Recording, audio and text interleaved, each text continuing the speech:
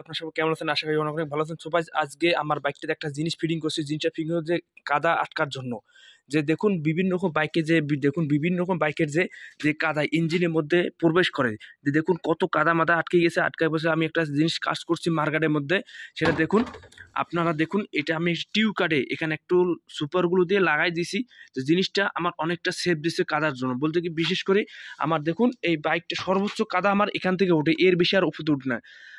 একটা কাদা উপরে দেখুন উঠলে জিনিসটা দেখুন কত খারাপ লাগতেছে এবং দেখুন বলতে সাদা সাদা হয়ে গেছে আগে মানে বলতে কি ময়লা পড়তে পড়তে এখন ভিতর জাং নিয়ে গেছে জাং আছে আমি তো অলরেডি এটা ধুয়ে টেয়ে তাও লাগাইছি এখন আস্তে আস্তে ময়লাটা উঠতেছে সে আসলে বলতে দেখুন জিনিসটা লাগা কেমন হয়েছে দেখুন মার্কার সাথে একটা জিনিসটা অ্যাটাচ হয়ে গেছে জিনিসটা দেখুন কত সুন্দর লাগতেছে যে আপনারা যদি লাগাইতে চাচ্ছেন যে এরকম সিস্টেম করে একটু লাগাবেন তাহলে আপনার ইঞ্জিনের মধ্যে বা পায়ের মধ্যে কাদা আর উঠবে না সেটা দেখুন আমার অ্যাপাচি এই 4B বাইকটা যে দেখুন আসলে বলতে কালারটা খুব জোশ লাগতেছে।